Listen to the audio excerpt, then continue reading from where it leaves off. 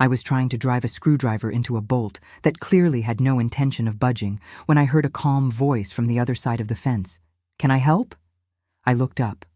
The man who had moved into the house next door 2 weeks earlier was standing at the gate with a toolbox in his hand. Korean-American, probably around 60, neatly cut gray hair, the posture of someone who had learned to take up space without apologizing for it. I looked at the broken outdoor faucet, at the screwdriver in my hand, at the bolt that wouldn't move. "I'm fine," I said, the automatic reflex of 30 years. He didn't leave. He stood at the gate with a calm that wasn't insistence. It was simply presence. "The screw head is stripped," he said. "A screwdriver won't work. You need an extractor." I looked at the bolt again. He was right. I opened the gate. He fixed it in 15 minutes, refused coffee, accepted water, stayed a little longer looking at the garden with the attention of someone who understands things that grow. He pointed to the rosebush I had given up on, said the root was probably still good, that with the right care, it could still bloom. Then he looked at me with that same direct calm and said something I hadn't asked for and hadn't expected. "Sometimes we give up too soon." He wasn't just talking about the rosebush. I knew that. He knew it too. "You don't know me," I said. He nodded slightly without defending himself. "That's true. My name is Sung Ho." A simple pause. Maybe it's not too late to start over. He picked up his toolbox and walked back to his house with the unhurried stride of someone who doesn't need to see the effect of what he's just said. I stood in the garden for a while after he went inside, the repaired faucet dripping its last drop, the rosebush in the corner with the root that might still be good. And that phrase circling in my head with a persistence I couldn't explain. My name is Claire Foster. I'm 58 years old. I've been principal of Hartwell Elementary School in Chicago's Lincoln Square neighborhood for 15 years, and I learned not to need anyone on an October afternoon in 1998 when I was 7 months pregnant and found a message on Paul's phone. There was no screaming, no scene, just that silence that fills your entire body when your mind understands something your heart is still refusing. I stood in the kitchen with the phone in my hand and my heavy belly and 4-year-old Marcus playing in the next room, and I made the most silent decision of my life. I was not going to fall apart. Not there. Not with a young child and another on the way, and a mortgage that depended on my salary as much as his. I put the phone down, finished making dinner. When Paul came home at 11 smelling of someone else's perfume, I told him his plate was in the oven and went to bed. That was the beginning of the best training of my life. I learned to be strong before the situation demanded it, to act before I could feel, to keep moving. Because if you don't stop, if you don't sit down, if you don't let the silence settle, the pain can't find room to grow. It worked for 6 years, until the day I simply couldn't pretend anymore. I filed for divorce in 2004. Marcus was 10, Jordan was 6. I raised them both alone, not in the legal sense. Paul paid child support and had them every other weekend, the kind of father who shows up when it's easy and disappears when it isn't. But in the real sense, in the sense of who was up at 2 a.m. with a sick kid, who made every parent-teacher conference, who held Jordan when she had her own heart broken at 16 and needed someone who understood without needing everything explained. I was there. I was always there. I became the kind of woman other women call when they're lost. My friend Sonia called when her husband cleaned out their savings account. My sister called when she found out her son was using. The teachers at school brought problems to my office that somehow, in the silent logic of that place, became mine to solve. I solved them. I was good at it. And the truth is that for a long time, being needed was the closest thing to purpose I knew. Then the kids left. Marcus first, to New York 3 years ago. Jordan went to Edinburgh last year for her PhD in literature, happy in a way that made it impossible to say I was scared that literature in Scotland wouldn't pay the bills. The house that had been full of backpacks on the floor and constant noise and constant life went quiet overnight. I stood in that silence, waiting for it to feel like peace. It didn't. It felt like what it was. The home of a woman who had spent 30 years solving things for other people and suddenly had nothing left to solve. Then Sung-ho showed up with his toolbox. In the days that followed, I'd see him sometimes, without planning, the way it happens when two people live side by side and their habits overlap. He left early, came back with grocery bags, worked in his garden with the calm focus of someone who isn't in a hurry. He greeted me with a slight nod that carried more genuine courtesy than most handshakes I received in meetings. We started talking for real on a Friday evening when a power outage took out the whole block and we were both in our backyards with flashlights trying to figure out if it was the street or just our houses. Darkness has a way of making people more honest. I'm not sure if it's because it removes the mirrors or because it eliminates the illusion that you're anywhere other than exactly where you are. He told me about Ji Yeon that night. 32 years together. She died 4 years ago. Pancreatic cancer, 2 months from diagnosis to the end. He had cared for her alone in the final weeks because their daughter lived in Seoul, and Ji Yeon hadn't wanted her to come before she had to, as if coming was the same as saying goodbye. She died convinced she didn't want to be a burden, he said, with the serenity of someone who has processed a grief large enough to fit inside a simple sentence. 32 years together, and she still apologized when I brought her tea in bed. I stayed quiet with that. There was something in that image. A woman apologizing for receiving a cup of tea from her own husband that landed somewhere specific inside me. I told him about Paul that night. The phone in my hand, the belly, Marcus in the next room. The silent decision not to fall apart. The 6 years of pretending until I couldn't anymore. The way I learned that October afternoon that the only person I could completely count on to be there was myself, and how that certainty had sustained me for decades, while also becoming a cage so comfortable I'd stopped noticing the bars. Sung-ho listened without interrupting, and when I finished he was quiet for a moment in the way that he was quiet, a silence that doesn't ask you to fill it. You learned to be strong for everyone, he said, but who was strong for you? The question landed somewhere I hadn't expected. I looked out at the dark garden without an answer, which was unusual because I normally have an answer for everything. Me, I said finally. That's a lot of weight for one person. The power came back on at that moment, the lights flooding on all at once, and we both laughed at the sudden brightness. The conversation stopped there, but it stayed with me. It stayed while I locked up the back door. While I lay in bed staring at the ceiling waiting for sleep that didn't come. Who was strong for you? Marcus came to visit the following month with his girlfriend Lara. Sunday lunch. I'd been cooking since morning because cooking for a child who comes from far away is the one act of love I can perform without feeling exposed. They were in the living room when Sung-ho knocked on the door to return a shovel I'd lent him. I made introductions with the neutrality of someone introducing a neighbor. Sung-ho was polite, brief, gone in 2 minutes. Marcus waited for the door to close. How long has he lived next door? About 2 months.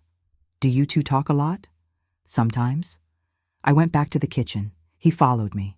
Mom, I know what you're asking, and the answer is that he's a neighbor I talk to. He stood there looking at me with an expression identical to Paul's when Paul wanted to say something but was calculating the risk first, which used to irritate me in the father and now irritated me twice as much in the son. You seem different, he said finally. Less tense. That's a good thing, Mom. I'm not criticizing. He moved closer with the awkwardness of a young man who hasn't quite figured out how to be affectionate with his own mother but is trying. I just don't want anyone showing up now and taking advantage. I took a slow breath. Marcus, I survived your father. I raised you and your sister by myself. I paid off this house by myself. I run a school with 300 kids. I looked at him. I think I can talk to a neighbor without supervision. He opened his mouth, closed it, then, softer. Okay, Mom. Lunch was good after that, but the conversation stayed with me that night after they left and the house went quiet again. Not with anger at Marcus, because I understood where it came from. but with a question he'd raised without meaning to. One that wasn't about Sung-ho. It was about me. How many times in recent months had I refused help out of pure reflex? How many times had I said, "Don't worry about it. I've got it," before checking whether I actually needed to handle it alone? How many times had Jordan called offering to listen, and I'd said, "I'm fine, tell me about you," redirecting the conversation because talking about myself always felt less urgent than listening to everyone else? I'd learned early that care had a price. I'd learned even earlier that it was safer not to need it. And that lesson, the one that saved me in 1998, had become, over time, the thing that kept me from receiving anything from anyone without waiting for the bill to arrive. The following Saturday afternoon, I found Sung-ho in the garden. He was planting something near the fence. "The rosebush sprouted," he said, pointing without looking at me, the way you mention a fact that speaks for itself. I looked. 3 new buds, small and stubborn, pushing out from the same plant I'd written off as dead. "The root was good," I said. "It was." He kept planting for a moment. "How are you?" It was a simple question, but there was something in the way he asked it, without the hurry of someone who's already composing their response, that made it feel like a real question. "Honestly, I'm learning that I don't know what to do with myself when there's nothing to fix." He nodded slowly, as if that were the most understandable answer in the world. Ji-yeon was like that. She got restless when things were good, as though she didn't deserve the rest. He stopped planting for a moment. It took me years to understand it wasn't laziness. She'd learned that her worth had to be earned through productivity. By the time she got sick and had to stop, it was too late for a lot of things. I stayed quiet with that. "Do you think I do that?" I asked. "Earn my worth through productivity." "I think you learned that needing people is dangerous, and the solution you found was to never need anyone." A pause. "It worked for surviving, but what works for surviving isn't always what works for living." Before he went inside, he stopped. "Claire, there's a Korean restaurant in Albany Park that's very good, if you'd ever like to go." A simple pause. No urgency. Just dinner. No pressure. I thought about the fixed faucet, the rose bush with 3 new buds, Ji-yeon dying without ever learning to accept a cup of tea without apologizing. 30 years of being strong for everyone, and not being able to remember the last time someone had tried to be strong for me. And I had let them. "Friday works," I said. He nodded with that slight incline of his head that I was learning to recognize as his version of a smile. I went inside, called Jordan with no particular reason, just to hear her voice, and when she asked how I was doing, I didn't say, "I'm fine. Tell me about you." I told the truth. "I'm learning something," I said. "What kind of something, Mom?" I looked out the kitchen window at the garden, at the rosebush with its 3 buds, at the house next door with the light on. That being strong for everyone is one thing, but letting someone be strong for you once in a while isn't weakness. A pause. It took me a while to understand the difference. Jordan was quiet for a second. Then she said, in that voice of hers that reminds me of when she was 6 and had just discovered something important about the world, "Mom, good." Friday arrived with that treacherous speed days have when you're waiting for something and trying to pretend you're not. My friend Sonia called that morning with her best impression of casual. "You washed your hair last night." "Sonia, you always wash it on Saturdays. Claire, you washed your hair a full day early. That's basically a marriage proposal in your vocabulary." I hung up without answering, which was an answer. The restaurant was small, on a side street in Albany Park, with dark wood tables and lighting that wasn't trying to be romantic but ended up that way regardless. The owner was a Korean woman in her 70s who greeted Sung-ho with a familiarity that told me he came here often, probably alone, probably as part of that quiet routine I'd been observing for weeks without admitting I was observing it. She looked at me, looked at him, and said something in Korean with a smile that needed no translation. "What did she say?" I asked once we sat down. "That you have kind eyes." I suspected he was being generous with the translation. I didn't say anything. Dinner was slow in the good way, without the urgency of a first date where both people are collecting information and trying to seem interesting at the same time. At some point in the second hour, he asked what it had been like raising the kids alone, not with that tone of pity I'd always hated, not with the exaggerated admiration people sometimes put in their voices when they talk to single mothers as if surviving were some extraordinary achievement rather than simply what you do when there's no alternative. He asked the way he asked everything, like someone who genuinely wants to understand.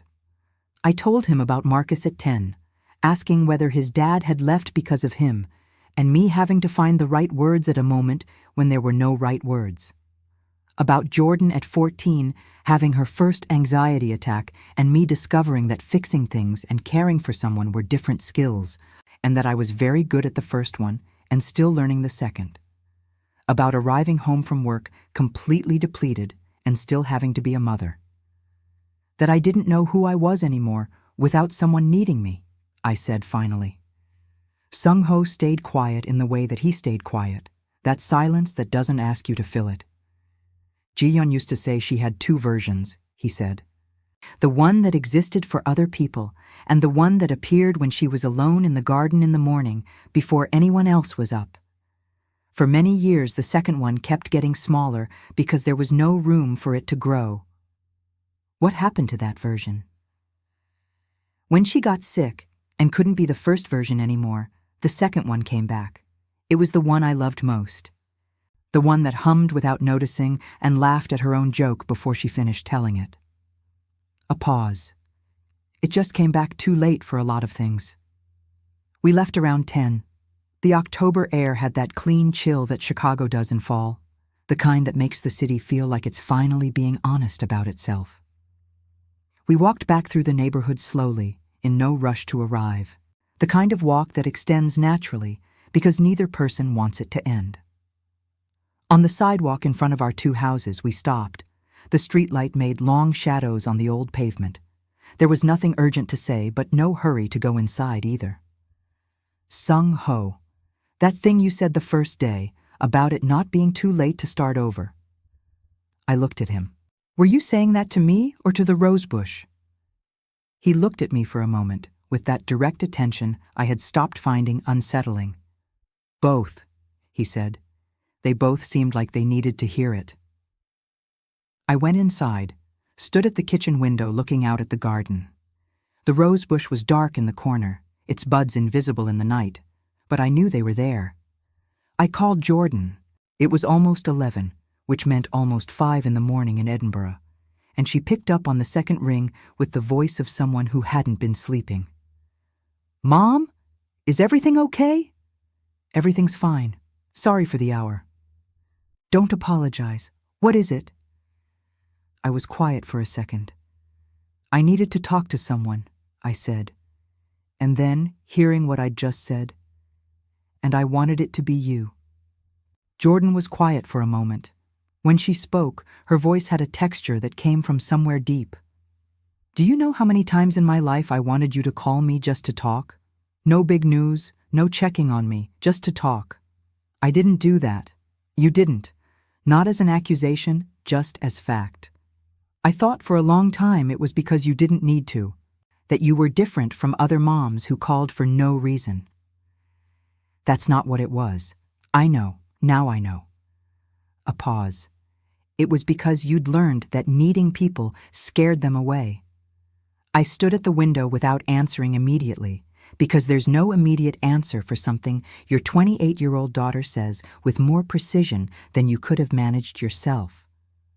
You and Marcus got the harder version of me, I said finally. We got the version you could give. She stopped for a second. But this one, the one who calls at 11 because she wanted to talk, I really like her. We stayed on the phone for almost an hour. When I hung up, I was smiling, which was its own kind of confession. In the weeks that followed, things happened the way things happen when you stop resisting them. Friday dinners that became Friday, and Sunday dinners, weekend afternoons in the garden where we each tended our own side of the fence and sometimes passed a tool over, and sometimes one of us said something and the other responded, and nothing needed to be named to exist. There was also that slow, slightly uncomfortable process of learning to receive. Sung Ho didn't do it dramatically. He showed up with ginger tea when I'd mentioned in passing that my throat was bothering me. He waited by the curb when I came home late, without my asking and without making it into anything larger than it was. He asked how my day had gone with a genuine interest I took time to accept without looking for the motive behind it.